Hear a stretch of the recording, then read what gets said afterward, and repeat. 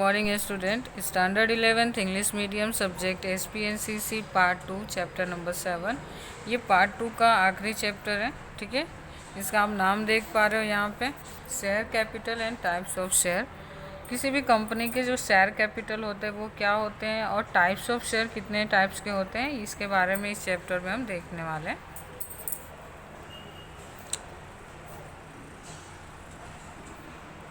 Introduction देखते हैं। The promoter of a newly establish company estimate the requirements of a capital for short term, middle term and long term. Okay, जो company के promoters होता है, यानी जो company को स्टार्ट करने के प्रोसीजर में जाते हैं, कंपनी को रजिस्टर्ड करवाते हैं, कंपनी का इनकॉर्पोरेशन सर्टिफिकेट रिसीव करते हैं, उसको हम कंपनी के प्रोमोटर कहते हैं।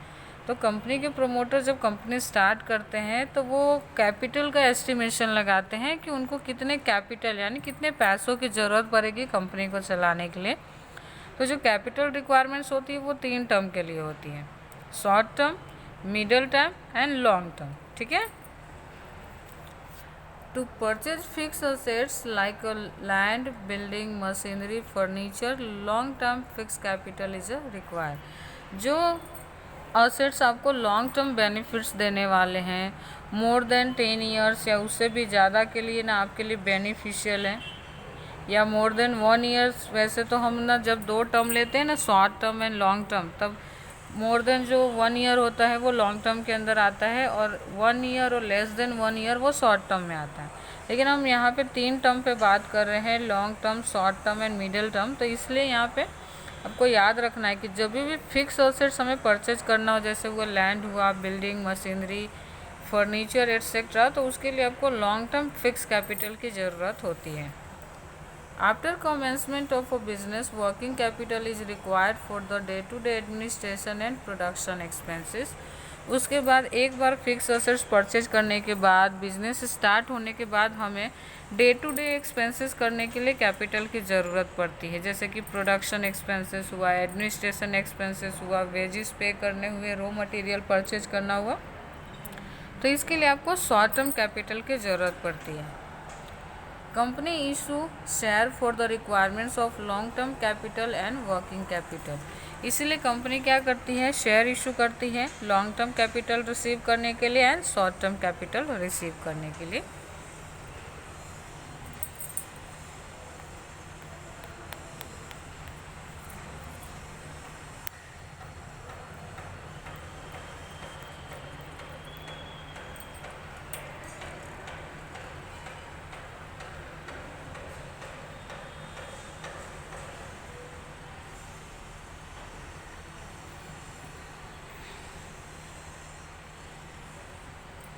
ओके, उसके बाद आता है meaning and definition of share. Share क्या है, उसके मीनिंग क्या है और उसके डेफिनेशन क्या है।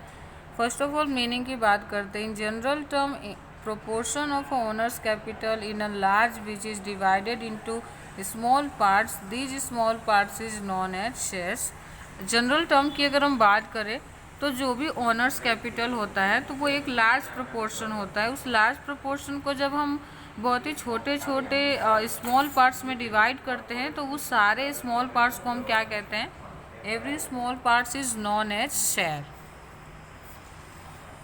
Share means shareholders implacable interest of a company. Share means implacable interest of a monetary term and responsibility. The company offers proposal to the public to collect capital by publishing prospectus as per provision of a company act. The person who hold shares known as shareholder of a company.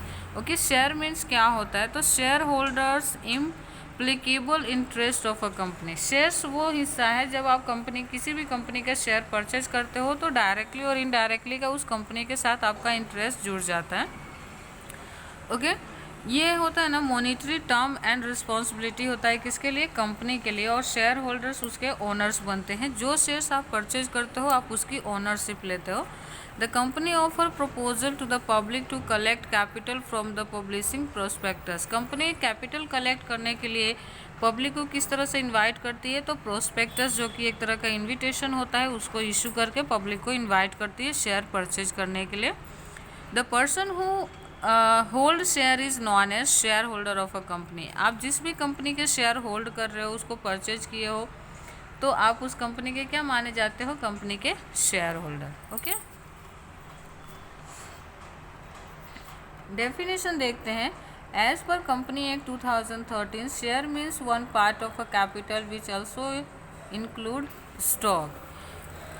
According to company act 2013, आपको old company act जो हमारा था वो 1956 and जो new वाला है वो है 2013।